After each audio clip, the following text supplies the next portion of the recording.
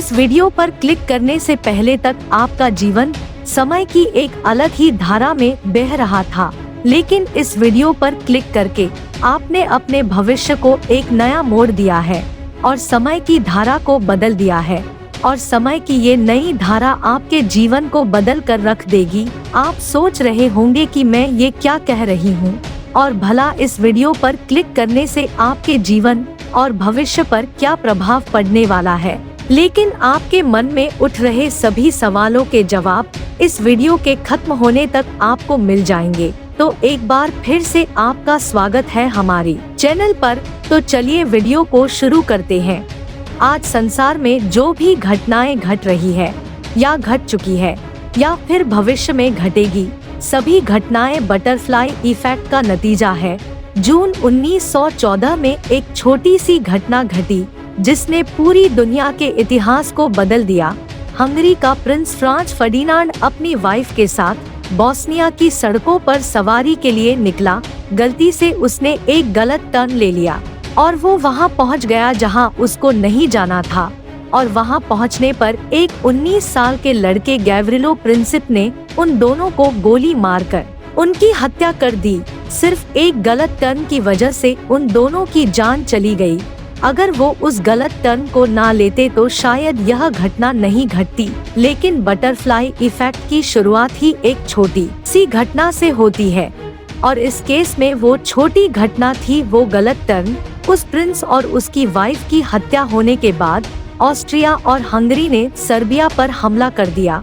रसिया ने भी इन देशों को सपोर्ट किया और देखते ही देखते पूरी दुनिया में विश्व युद्ध छिड़ गया, जिसे आज हम वर्ल्ड वॉर 1 के नाम से जानते हैं। इस युद्ध में 2 करोड़ लोगों की जानें गई और लगभग 2.5 करोड़ लोग जख्मी हुए। इस तरह से छोटी सी घटना से पैदा हुए बड़े बवंडर को केओस थ्योरी कहा जाता है। केओस थ्योरी के अनुसार अगर एक तितली दिल्ली में अपने पंख फड़फड़ाती है तो उसके पंखों से पैदा हुई हवा मुंबई में बवंडर ला सकती है। इसी को बटरफ्लाई इफेक्ट कहा जाता है। दरअसल रियलिटी में तितली के पंख फड़फड़ाने से बवंडर तो नहीं आता, लेकिन केओस थ्योरी का मतलब ये है कि एक छोटी सी घटना से भविष्य में बहुत बड़ा प्रभाव पड़ता है। एक बार एक छोटा सा बच्चा तालाब में गिर गया और वो पानी में डूबकर मरने ही वाला था कि एक पादरी ने तालाब में कूदकर उस बच्चे की जान बचाई। वो बच्चा कोई और नहीं बल्कि हिटलर था, जिसने बड़ा होकर लाखों लोगों की जानें ले ली। ऐसा ही कुछ 28 सितंबर 1918 को हुआ, जब जर्मनी और ब्रिटेन के बीच युद्ध हो रहा था। तब हेनरी टेंडेन नाम के एक सैनिक के फायर रेंज में एक घायल सिपाही आ गया।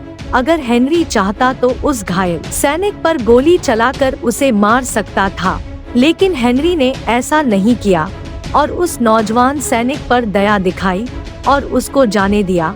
और वो घायल सैनिक कोई और नहीं बल्कि हिटलर ही था। अगर हेनरी उस दिन उस पर गोली चला देता तो ना ही हिटलर इतना बड़ा तानाशाह बनता और ना ही नाजिस का उदय होता और ना ही लाखों लोग मारे जाते। बटरफ्लाई इफेक्ट में कैसे एक छोटी सी घटना एक बड़े घटनाक्रम को जन्म दे देती है। बटरफ्लाई इफेक्ट के मुताबिक दुनिया की सभी चीजें एक दूसरे से लिंक होती है। 7 जून 1893 को साउथ अफ्रीका में मोहनदास करमचंद गांधी ने एक ट्रेन की फर्स्ट क्लास टिकट ली, लेकिन जब वो ट्रेन के फर्स्ट क्लास कंपार्टमेंट में चढ़े तो उनको धक्के मारकर ट्रेन से बाहर फेंक दिया गया। इस घटना ने गांधी जी को अंदर तक झकझोर दिया और उन्होंने तभी यह प्रतिज्ञा ली कि जिस तरह से उस ट्रेन से धक्के मारकर निकाला गया है, उसी तरह से वे अंग्रेजों को अपने देश से बाहर निकालेंगे। और उसके बाद जो कुछ भी हुआ उसको पूरी दुनिया जानती है। अगर उस दिन महात्मा गांधी उस ट्रेन में नहीं बैठते तो शायद देश की आज़ादी की चिंगारी उनके मन में नहीं कौंधती और एकजुट होकर वो आज़ादी की लड़ाई नहीं लड़ते। अगर भारत आज़ाद नहीं होता तो शायद इंडिया और पाकिस्तान में विभाजन भी नहीं होता। लेकिन कहते हैं कि जो होना होता है वो तो होकर ही रहता है।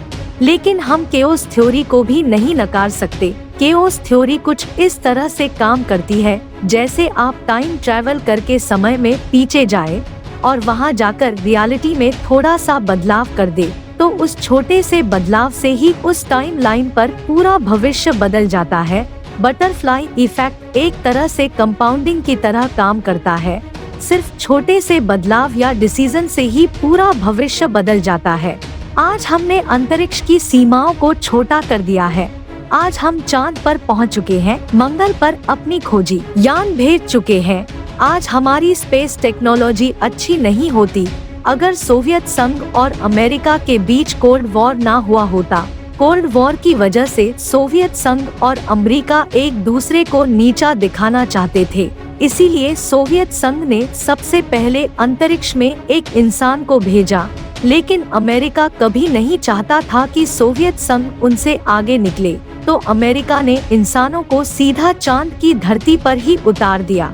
स्पेस रेस में एक दूसरे से आगे निकलने की चिंगारी इन दोनों देशों में कभी नहीं सुलगती अगर कोल्ड वॉर ना हुआ होता। जब इन दोनों देशों ने स्पेस साइंस में महारत हासिल कर ली थी, तब भारत के विक्रम साराभाई को लगा कि हमारे देश में भी एक इसी तरह की स्पेस रिसर्च ऑर्गेनाइजेशन होनी चाहिए, तो उन्होंने गठन कर दिया इसरो का। और आज हम देख सकते हैं कि इसरो कितनी ऊंचाइयों पर है। अगर वर्ल्ड वॉर 2 ना हुआ होता तो शायद एटम बम का भी आविष्कार ना हुआ होता। वर्ल्ड वॉर 2 को जल्द से जल्द खत्म करने के लिए अमेरिका ने अपने वैज्ञानिकों को एक डिस्ट्रॉयर हथियार बनाने को कहा और कुछ ही सालों में वैज्ञानिकों ने ऐसा एक हथियार बना भी लिया और वो था एटॉम बम। और जैसा कि हम सब जानते हैं, जापान के हिरोशिमा और नागासाकी में परमाणु बम गिराकर अमेरिका ने वर्ल्ड वॉर 2 को खत्म कर दिया। लेकिन अब एक नए दौर की शुरुआत हो चुकी थी। अब हर एक देश ऐसा ही डिस्ट्रॉय हथियार बनाने में जुट गया और आज बहुत से देश परमाणु संपन्न हैं। उनमें से भारत भी एक है। अगर वर्ल्ड वॉर 3 हुआ तो वो इन्हीं भीषण हथियारों से लड़ा जाएगा जो दुनिया का अंत भी कर सकते हैं। खैर, जो भी कुछ होता है वो एक केओस सिस्टम के अंदर होता है। केओस थ्योरी के अनुसार पूरी पृथ्वी पर हम सभी आपस में जुड़े हुए हैं और इस केओस सिस्टम का हिस्सा सिर्फ हम इंसान ही नहीं बल्कि सभी पशु, पक्षी, पेड़, पौधे या कहें संपूर्ण सृष्टि इसी केओस सिस्टम का ही हिस्सा है। अब आप मुझे ही देख लीजिए, मैं आपसे किस तरह से जुड़ी हुई हूँ। अगर जिस दिन मैं अपना फेसबुक या यूट्यूब चैनल बना रही थी, अगर उस दिन मैं ये चैनल नहीं बनाती तो आज इस चैनल से लाखों लोग कैसे जुड़ते। आज हम जो भी डिसीजन लेते हैं, चाहे वो सही हो या गलत, उसका प्रभाव कंपाउंड होकर भविष्य में जरूर दिखाई देता है। अगर आज कोई छोटा लड़का पहली बार चोरी करने का फैसला लेता है तो वो दूसरी बार उससे बड़ी चोरी करने की कोशिश करेगा और भविष्य में उसके बहुत बड़ा क्रिमिनल बनने के चांसेस बढ़ जाएंगे। अगर आज कोई पहली बार शराब पीता है तो भविष्य में उसकी बहुत बड़ा पियक्कड़ बनने के चांस बढ़ जाते हैं। तो ध्यान रहे, हम केओस सिस्टम का हिस्सा है। इस सिस्टम में बटरफ्लाई इफेक्ट हम पर हर वक्त काम कर रहा है, तो अपने सारे फैसले हमेशा सोच समझकर ही ले, क्योंकि फैसला लेते समय तो आपको उसका प्रभाव नहीं दिखेगा, लेकिन ध्यान रखें बटरफ्लाई इफेक्ट कंपाउंडिंग की तरह काम करता है। आपके आज लिए फैसले का प्रभाव भविष्य में कंपाउंड जरूर होगा।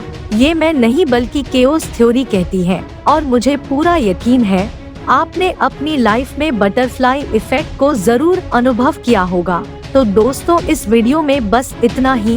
वैसे आप हमारा ये वीडियो कौन से शहर से देख रहे हो, हमें कमेंट करके जरूर बताएं।